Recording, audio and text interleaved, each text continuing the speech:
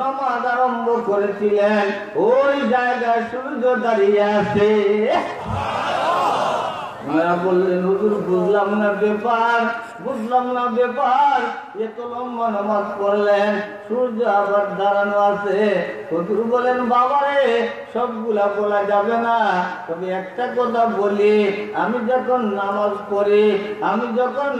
পড়ি যখন পড়ি আলহামদুলিল্লাহি রাব্বিল আলামিন, আলহামদুলিল্লাহি রাব্বিল আলামিন, আমি পড়তে থাকি। যখন আমার মৌলার জবানি বলেন হামিদানি আব্দে, আমার কানে যখন এই শব্দটা আমি শুনি, এরপরে যাই আমি আর রহমানির রহিমে। অর্থাৎ আল্লাহ তো জবাব দেন না? বন্দার তিলাওয়াতের জবাব আল্লাহ দেন না? দেন। আল্লাহ ওয়ালারা যারা আছেন তারা শুনেন, আমরা তো শুনি না, আমাদের ওই কর্ণ নাই। বলতে দিলাম খাজা উসমান হারুনি রহমতুল্লাহি আলাইহি তাদেরকে বিদায় দিয়া দিবেন। তারা দুজন বললেন হুজুর আপনি একটু আমাদের মেহমানদারি করান, আপনি বরকতি মানুষ, বরকত দিয়ে একটু খাবার আমাদেরকে খাওয়ান। কথাটা বুঝলেন? বরকতি খাবার খাইতে মানুষ চায় না? উনি বলেন বাবারা আমার হাতে তো কিছু নাই, আমি কি খাওয়াবো তোমাদেরকে? সাথে ওনারা বললেন যা আছে তা খাওয়ান। উনি বলেন কিছু নাই। তারা বলেন না, খাওয়াইতে হবে, আপনি বরকতি মানুষ, আপনার কাছ থেকে খাইতেই হবে। তখন খাজা উসমান হারুনি তখন আকাশের দিকে হাত উঠাইয়া বললেন আল্লাহ। কি বললেন? এইটা আমার মেন পয়েন্ট, মনে আছে নি? আল্লাহ বললে কি লাভ? খাজা উসমান হারুনি আকাশের দিকে হাত উঠাইয়া বললেন আল্লাহ। আকাশের দিকে হাত উঠাইয়া বললেন কি? আর আওয়াজ দিয়া বলেন কি? আল্লাহ। আল্লাহ বলতে দেরি হয়েছে, আল্লাহর পক্ষ থেকে উনার হাতের মধ্যে এক পিয়ালা মধু আসতে দেরি হয় নাই। किस्मत की अगर एक को कसम अज़ले जिस चीज़ की काबिल नजर आया, बुलबुल को दिया नाला परवाना को जलना, गम हमको दिया सबसे जो मुश्किल नजर आया। লক্ষ্য করে কথাটা শুনবেন, যার কপালে যা আছে, যার ভাগ্যে যে জিনিস আছে ওই জিনিস সে খাইতেই হবে, ঠিক কিনা বলেন? আল্লাহর নবী জিবরিলকে বললেন জিবরিল এই যে ময়দানে মদির এইটা ইহকালে না পরকালে? ওই কথায় পড়ে যাব। আগে বলি জাহান্নামের একটা কথা। জাহান্নামের ব্যাপারে একজন লোকের বর্ণনা, অনেকের বর্ণনা হাদিসে আছে, একজনের বর্ণনা আপনাদের কাছে বলবো। আল্লাহর একজন বান্দা, সে মুসলমান, গুনাহের কারণে জাহান্নামে পতিত হয়েছে। জাহান্নামে জ্বলতে জ্বলতে জ্বলতে জ্বলতে আঙ্গা হয়ে গেছে, ছাই হয়ে গেছে। হঠাৎ বলছে আল্লাহ, হঠাৎ বলছে কি? আওয়াজ দিয়ে বলেন না আল্লাহ। সাথে সাথে আল্লাহ সাড়া দিয়েছেন। আল্লাহ বলতেছেন বান্দারে তুমি আমাকে কেন ডাকলা? কি কারণে ডাকলা? কোন জিনিস আমাকে ডাকতে বাধ্য করলো? কেন তুমি আমাকে ডাকলা? সে বলে আল্লাহ দুনিয়ায় আপনাকে ডাকতে পারি নাই, হঠাৎ করে মনে পড়েছে, জ্বলতে জ্বলতে আংরা হয়ে গেলাম, জ্বলতে জ্বলতে ছাই হয়ে গেলাম, সুতরাং আপনাকে ডাকার দরকার, এই ডাক দিয়া দিলাম আল্লাহ। আল্লাহ বলেন বান্দা তাইলে তোমার মনে কিছু আছে, কোন উদ্দেশ্য নিয়ে আমাকে ডাকতেছো? সে বলে আল্লাহ একটা উদ্দেশ্য আছে, তবে আমি উদ্দেশ্যটাকে আপনাকে বলবো। সে বলে আমার উদ্দেশ্য বলতে তো আমি সাহস পাচ্ছি না। আল্লাহ বলেন বন্দারে তুমি তোমার মন খুলিয়া উদ্দেশ্য বলো। সর্বশেষে তুমি আমার বন্দা, সর্বশেষে তুমি মুসলমান, সর্বশেষে তুমি ইমানদার। আজকে তুমি আমার কাছে বলো, কি বলবো বলো। মুসলমান গুনাহগার জাহান্নাম থেকে বলতেছে আল্লাহ দুনিয়ায় গুনাহ করেছিলাম, দুনিয়ায় গুনাহ করেছিলাম, এই গুনার কারণে, এই পাপের কারণে আজকে জাহান্নামের আগুনে দগ্ধ হইতেছে, দগ্ধ হইতে হইতে ছাই হয়ে গেছে, আঙ্গা হয়ে গেছে। আল্লাহ সহ্য হচ্ছে না। আপনি রহমান, আপনি রহিম, আপনার রহমান সিফতের দিকে তাকাইয়া, আপনার রহিম সিফতের দিকে তাকাইয়া আমাকে জাহান্নাম থেকে উঠাইয়া জান্নাত আর জাহান্নামের মধ্যখানে বসাইয়া দাও। আল্লাহ বলেন বান্দা তোমার আবদার আমি রাখবো, তোমার কথা আমি রাখবো। তোমাকে জাহান্নাম থেকে উঠিয়ে জান্নাত আর জাহান্নামের মধ্যখানে বসাবো। তবে এরপরে আমার কাছে আর কিছুই চাইতে পারবা না। কথাটা বুঝছেন না বুঝেন নাই? আর কিছুই চাইতে পারবা না। সে বলে আল্লাহ আর কি চাইব, আমার তো চাওয়ার কোনো অধিকার নাই, আমার তো চাওয়ার কোনো অধিকার নাই। আমি পাপের কারণে আগুনে জ্বলতেছি, জাহান্নামের আগুনে দগ্ধ হইতেছি। দগ্ধ হওয়াটাই তো আমার পাপের ফসল।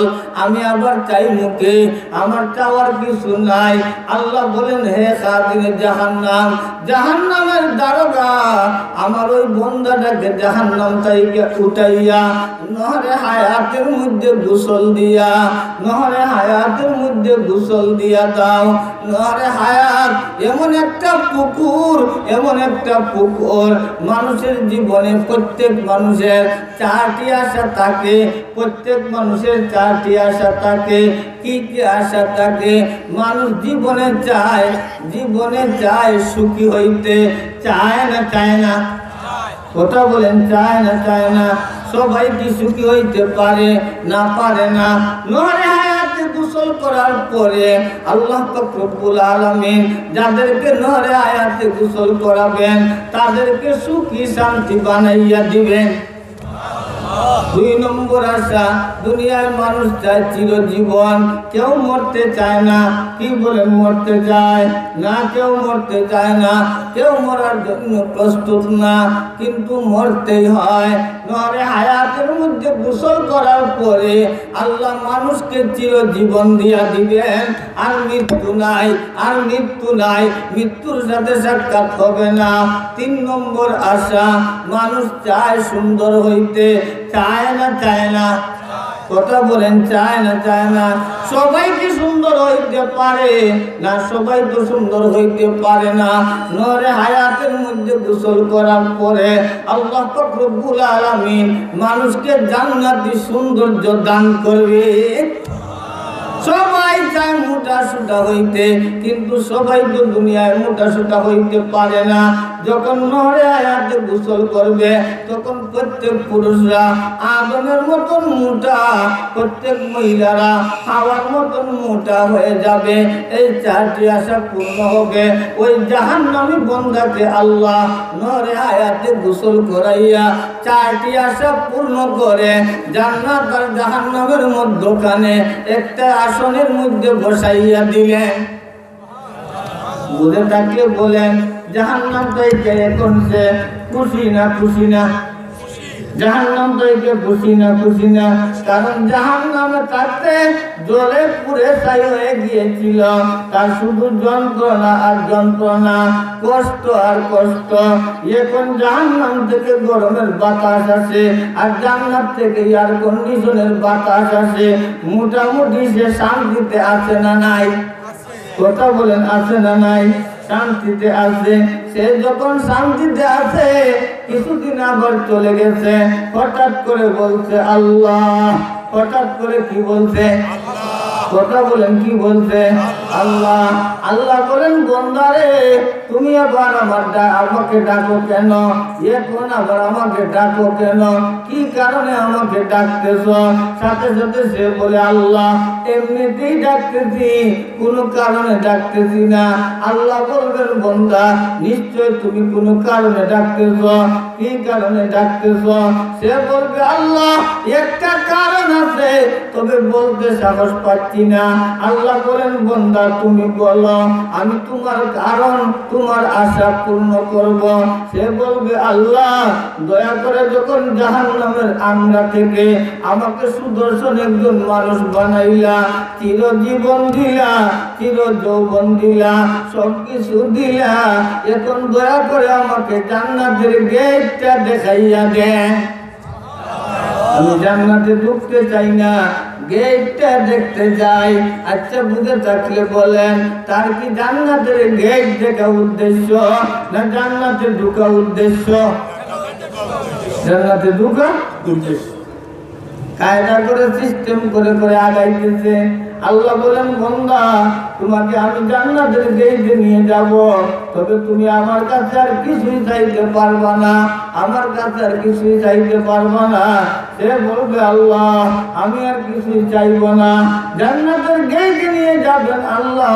নিয়ে যাওয়ার পরে জান্নাতের দারোগাকে বলবেন ও জান্নাতের দারোগারা তোমরা জান্নাতের গেটটা খুলে দাও, তাকে ঢুকতে দিও না, সে যেন বাহির থেকে ভিতরে নিয়ামতগুলা দেখতে পায়। কথাটা বুঝছেন নি? এবং বাহির থেকে ভিতরে নিয়ামত দেখলে আকর্ষণ জাগবে না জাগবে না? জাগবে না জাগবে না? আকর্ষণ জাগতে মনের মধ্যে মারাত্মক আকর্ষণ, বলতে পারতেছে না, কারণ মনের মধ্যে ভয়। যদি আল্লাহ শুনেন না, যদি আল্লাহ শুনেন না, মনের মধ্যে ভয়, মারাত্মক ভয়। যদি আল্লাহ শুনেন না, মারাত্মক ভয়। এই ভয় নিয়ে বলতেছে না। আল্লাহ হঠাৎ করে ডাক দিছে আল্লাহ। আল্লাহ বলেন বন্দারে তুমি এবার আমাকে ডাকছো কেন? কি কারণে আমাকে ডাকছো? সাথে সাথে সে বলে আল্লাহ ডাকছি একটা কারণে, আমার মন বলতেছে, আমার মন বলতেছে আপনাকে ডাকার। আল্লাহ বলেন তাইলে বলো কি কারণে ডাকছো? সে বলবে আল্লাহ আমি আপনাকে ডাকছি একটা কারণে, আমার মন বলে আপনি আমাকে জান্নাতে ঘুরিয়ে বেড়ানোর সুযোগটা দিয়ে দেন। জান্নাতে তো আমি যাওয়ার আমল নাই, জান্নাতে তো যাওয়ার আমার সুযোগ নাই, জান্নাতে তো থাকার আমার সুযোগ নাই। আপনি আমাকে জান্নাতে ঢোকার সুযোগ দেন, ঘুরিয়ে আসার সুযোগ দেন। আপনি জান্নাতে ঘুরিয়ে আসার সুযোগ দেন, দয়া করে আমাকে জান্নাতে ঘুরতে দেন। সাথে সাথে আল্লাহ বলেন বন্দা তোমাকে আমি জান্নাতে ঘুরতে দিব, তবে আর তুমি আমার কাছে কিছুই চাইতে পারবা না। সে বলে আল্লাহ আমি আর কিছুই চাইবো না, আমি আর কিছুই চাবো না, আমি জান্নাতে ঘুরতে যাই। আল্লাহ বলবেন ফেরেশতারা তাকে জান্নাতে ঢুকাও। সে জান্নাতে ঢুকবে, জান্নাতে ঘুরতে থাকবে। এক গার্ডেন থেকে আর এক গার্ডেনে, এক বাগান থেকে আর এক বাগানে, এক পার্ক থেকে আর এক পার্কে ঘুরতে ঘুরতে ঘুরতে ঘুরতে 70,000 বছর চলে যাবে। কত হাজার বছর? 70,000 বছর। আমরা কয় হাজার বছর হায়াত পাইমু? 1,000, 500, 200, 100 না, ঠিক কিনা? 70,000 বছর জান্নাতে ঘুরবে। এরপরে আল্লাহ বললেন বন্দারে তুমি আর কত কাল জান্নাতে ঘুরবা?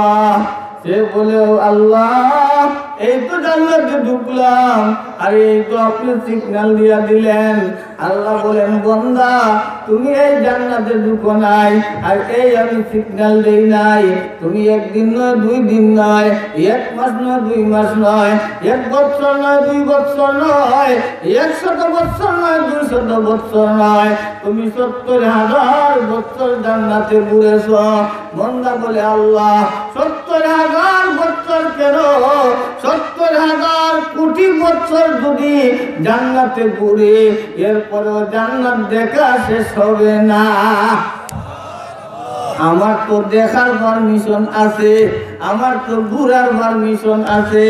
আপনি তো ঘুরার পারমিশন আমাকে দিয়েছেন, এখন আমাকে বের হওয়ার কথা বলতে পারবা না। আপনি তো ঘুরার পারমিশন দিয়েছেন, আমি ঘুরতে আসি। আল্লাহর বান্দা খেলা। এই হাদিস বয়ান করতে যাইয়া নবীজি মুস্কি হাসছেন, সাহাবায়ে কেরাম মুস্কি হাসছেন। আমরাও পড়ানোর সময় মুস্কি হাসি এসে যায়, ছাত্ররাও মুস্কি হাসে। যখন বয়ান করি শ্রোতারাও মুস্কি হাসে, নিজেরও মুস্কি হাসি এসে যায়। দেখেন কি কি কাণ্ড, মওলা এবং গুলা, আল্লাহ এবং বান্দার কি খেলা, ঠিক কিনা? খেলা না? আল্লাহ বললেন, বান্দা তুমি জান্নাতের মধ্যে ঘুরবা, তুমি আজীবন ঘুরলেও শেষ হবে না। সে বলবে আমার জীবন তো চিরজীবন, চিরজীবন আমি ঘুরবো। আমি তো জান্নাতে থাকতে চাইতেছি না, আমি ঘুরতে চাইতেছি। ঘুরার পারমিশন নিয়েই তো ঢুকছি, আমাকে ঘুরতে দেও। সাথে সাথে আল্লাহ বলবেন, বান্দারে তোমার মূলত ঘুরার ইচ্ছা না, তোমার মূলত জান্নাতে একটা জায়গার ইচ্ছা। শুনো, আমি আল্লাহ তোমাকে দুনিয়ায় দিয়েছিলাম, যে দুনিয়ায় দিয়েছিলাম ওই দুনিয়ার মতন 10টা দুনিয়ার সমান জান্নাত তোমাকে দিয়া দিলাম। এরপরে সে বলবে, আল্লাহ আপনিও আমার সাথে ঠাট্টা করেন, আপনিও আমার সাথে উপহাস করেন, মজা করেন। সে বলবে, আল্লাহ আপনিও আমার সাথে উপহাস করেন। আল্লাহ বলবেন, কি উপহাস? সে বলে, আল্লাহ আমি একটা দুনিয়ার সমান জান্নাতের উপযুক্ত না, আর আপনি 10টা দুনিয়ার সমান জান্নাত দিলেন, এইটা উপহাস না? আল্লাহ বলেন, বান্দারে এইটা উপহাস না, আমি যাই বলছি তা, আমি যা বলছি তা, যা বলছি তা পাইবা। তোমাকে আমি জান্নাত দিয়া দিলাম, যাও জান্নাতে ঘুরো, জান্নাতে আরামের সাথে থাকো। ওই নিম্ন স্তরের জান্নাতে যে আগুনে জ্বলে পুড়ে ছাই হইয়া জান্নাতে ঢুকবে, ওই নিম্ন স্তরের জান্নাতি জান্নাতের 10 জন সুন্দরী রমণী পাবে। কতজন সুন্দরী রমণী? কথা বলেন, কতজন? 10 জন জান্নাতি সুন্দরী রমণী। 10